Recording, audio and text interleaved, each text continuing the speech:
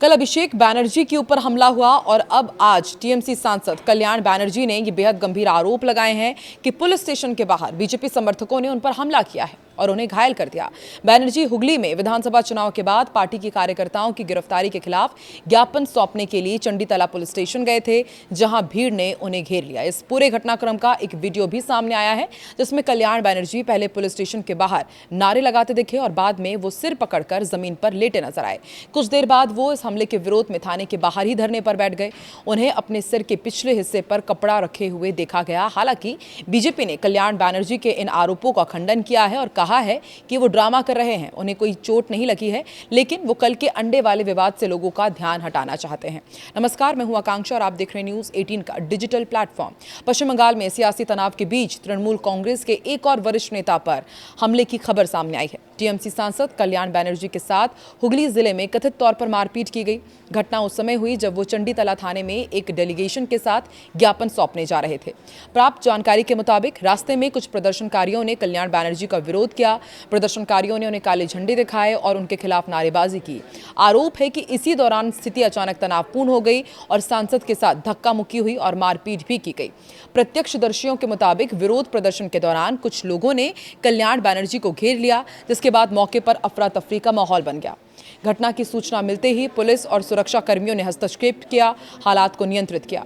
TMC सांसद कल्याण बैनर्जी ने इस हमले को लेकर कहा है कि मैं अकेला आ रहा था, मेरे साथ कोई नहीं था। बीजेपी सदस्यों ने गाली गलौज की, मेरे सर पर ड्यूज बॉल से मारा है, मेरे सिर से खून बह रहा है।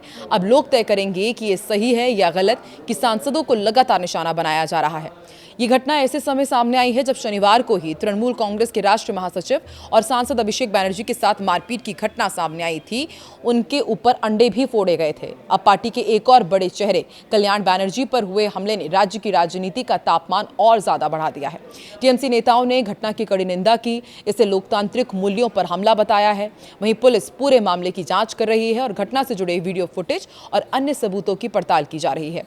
वहीं दूसरी तरफ सोनारपुर कांड के बाद तृणमूल सांसद अभिषेक बैनर्जी की सुरक्षा बढ़ा दी गई है। साथ ही इस मामले की जांच के तहत बंगाल पुलिस ने अब तक कई लोगों को हिरासत में भी लिया है। जानकारी के अनुसार अभिषेक बैनर्जी को राज्य प्रशासन ने एक्स श्रेणी की सुरक्षा देने का निर्णय लिया है।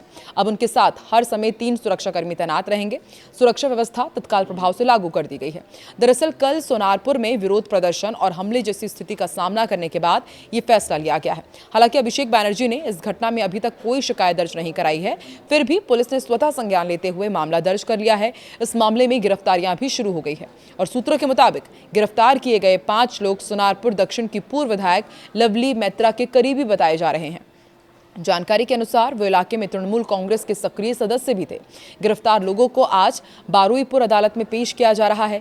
जांचकर्ता उन्हें हिरासत में लेकर पूरी घटना की तह तक पहुंचने की कोशिश कर रहे हैं। जानकारी के मुताबिक सरकार बदलने के बाद अभिषेक बैनर्जी से पहले मिली विशेष सुरक्षा व्यवस्था वापस ले ली गई थी। पूर्ववर्ती सरकार के दौरान उन्हें Z+ श्रेणी की सुरक्षा प्राप्त थी।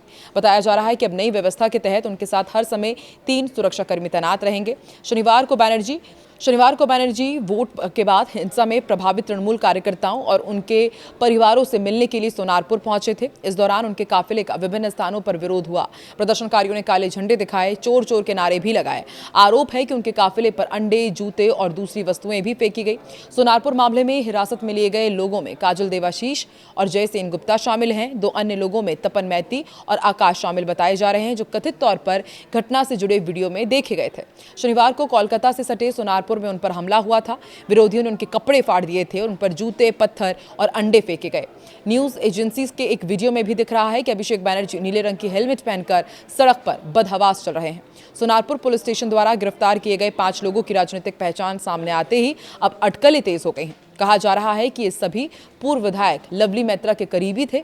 नतीजतन अब उन पर दबाव बढ़ता जा रहा है। तो आखिर अभिषेक बैनर्जी पर हमला किसने करवाया और क्या पश्चिम बंगाल की राजनीति अब एक नए सियासी संग्राम की तरफ बढ़ रही है? आपको क्या लगता है, आखिर में अभिषेक बैनर्जी पर हमला करने वालों पर कार्रवाई कब तक होगी? कमेंट सेक्शन पर अपनी प्रतिक्रिया जरूर दें।